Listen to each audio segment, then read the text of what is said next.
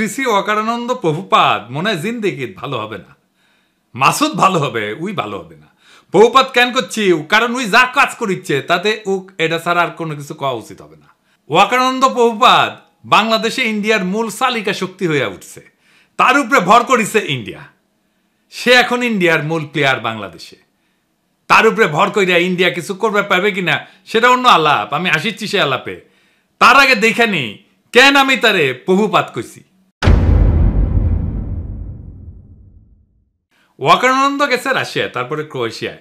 জানুয়ারিতে রাশিয়ান রাষ্ট্রদূত দেখা করেছিল, তাই গেছে রাশিয়ায়। রাশিয়া কেন আমরা হিন্দুস্তান টাইমসের শিরোনাম দেখি, লিখেছে হিন্দুস্তান টাইমস, অভ্যুত্থানের জল্পনার মধ্যে ভারতের বন্ধু দেশে বাংলাদেশি সেনাপ্রধান করলেন কাজ। এই কথার মধ্যে সবকিছু কয়া দিছে। তাহলে কি কাজ করতে গেছে ওইটি? আপনি যখন কারোর সাথে ঘুটু করতে যাবেন না, তখন তৃতীয় একটা দেশে যাবেন। এই তৃতীয় দেশটা হইতেছে রাশিয়ায়। এই রাশিয়ায় গিয়া সে ইন্ডিয়ার পানি পড়া নিয়ে আসিছে। আইসে সে দেখাতে গেছে যে দেখো দেখো দেখো, বাংলাদেশে ইন্ডিয়ার সিফা সালাক এখন আমি অকারানন্দ প্রভুপাদ, আমার এখন সাত ডাকবা বুঝছাও। গেছে বৌদ্ধ বিহারে, দেখেছেন? হিন্দুস্তান টাইমস কি নিউজ করলো এবার দেখেন। বাংলাদেশ ভাগের কথা উঠতেই এবার মৌলবাদীদের কড়া বার্তা সেনাপ্রধানের। ওয়াকার বললেন, দেখেছাও। এরপরে এরপরে গেল পয়লা বৈশাখ করতে ঢাকেশ্বরী মন্দিরে। আর পাশে কে? এডিটর সাহেব দেখান, এই কিরে সন্তোষ শর্মা। হ্যাঁ, সন্তোষ শর্মা বাংলাদেশের রয়ের 1 নাম্বার লোক। বাংলাদেশে আলেমদের ইন্টারোগেশনের টাইমে হাজির থাকতো এই সন্তোষ শর্মা। শোনেন হারুন ইজাহারের কণ্ঠে। একটা নাম আমি বলতে চাই, আপনাদের সকলকে চিহ্নিত করে দিতে চাই। সে হচ্ছে এই একটা পত্রিকা ইদানিং খুব দেখা যায়, কালবেলা পত্রিকার সম্পাদক সন্তোষ শর্মা। সে সরাসরি ওই বিদেশি এই কান্ট্রির ম্যানেজারের পক্ষ থেকে, স্টেশন ম্যানেজারের পক্ষ থেকে সে আমাকে রিমান্ডে নির্যাতন করেছিল।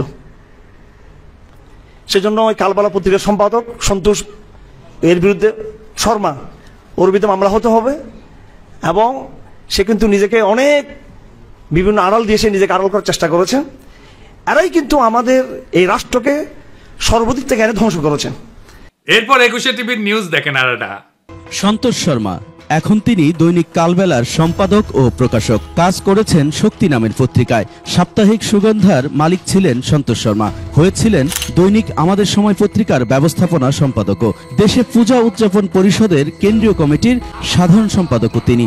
ভারতের প্রধানমন্ত্রী নরেন্দ্র মোদীর সাথে ঘনিষ্ঠতার সংবাদ প্রকাশ করে তার নিজের পত্রিকাতেই। পেশাগত এসব পরিচয়ের আড়ালে সম্প্রতি বেরিয়ে আসছে ভয়ঙ্কর তথ্য। সন্তোষ কিন্তু দুটো ট্রাম্প কার্ড সে ইউজ করে, একটা সাংবাদিকতা আর হলো সম্পর্ক। সে বাংলাদেশ পূজা উদযাপন পরিষদের সাধারণ সম্পাদক। হেফাজতে ইসলামের যুগ্ম মহাসচিব মুফতি হারুন ইজহার চৌধুরীর দাবি, ভারতীয় গোয়েন্দা সংস্থা র এর এজেন্ট সন্তোষ শর্মা। এইটা সাহেব, এবার আর ওর আসল প্রভু মোদির সাথে ছবিটা দেখান। এইবার আমাদের প্রিয় সালাউদ্দিন সাহেবের সাথে দেখান, ভিডিওটা দেখান না। দেখেছেন মালটা? এইবার সব হিসাব মিলিছে, খাপে খাপ মমতাজের বাপের মতো মিলে গেল। তার মানে এইটার পিছনে একটা বিশাল পরিকল্পনা আছে ওয়াকারের এই ভিজিটের পিছনে। আমরা একে একে দেখব ওয়াকারুজ্জামান কেমনে ওয়াকারানন্দ প্রভুপাদ হইয়া উঠল, সেই জার্নিটা আমরা এক্ষুনি একটু দেখি। ওয়াকারের সাথে তো ইন্ডিয়ার পররাষ্ট্র সচিব ক্যান্টনমেন্টে গিয়ে দেখা করেছিল, তাই না? সেনা প্রধান তো সারাক্ষণ নাকি কথা কইতেছিল নতুন সরকার তৈরির সময় ভারতের সেনা প্রধানের সাথে, তাই না? ভারতের সেনা প্রধানই কয়ে দিছে, as of today, firstly, there is no vulnerability from any side. I am in touch with the chief of Bangladesh during the time of when this changeover took place. I was in constant touch with him, and even thereafter, in November 24, we had a video conference also. When we talk about the relationship we should talk about when there is an elected government. So as of now, the relationship is with the military is well and perfect. তারপর আয়নাগর ভিজিটে বাধা দিছে, তাই না? 600-র বেশি আওয়ামী লীগ দাগীদেরকে ক্যান্টনমেন্টে আশ্রয় দিছে, তারপরে পলায় যেতে সাহায্য করছে। লেফটেন্যান্ট জেনারেল মুজিবকে ক্যান্টনমেন্টে অন্তরীণ অবস্থায় পলায় যেতে সাহায্য করছে। বিডিআর হত্যাকাণ্ডের বিচার আর করা যাবে না কইছে না। এই বর্বরতা কোনো সেনা সদস্য করেনি, সম্পূর্ণটাই তদানীন্তন বিজিবি সদস্য দ্বারা সংঘটিত। Full stop. এখানে কোনো ইফ এবং বাট নাই। আয়নাগরের সব এভিডেন্স নষ্ট করেছে ক্যান্টনমেন্টের মধ্যে। রাজনৈতিক দলগুলোর ডেকে নিয়ে ঘুটু করেছে, তারপর আঙ্গুল উঁচে শশাইতে গেছে, সারা দেশের মানুষের ঠাপ খেয়ে টানছে।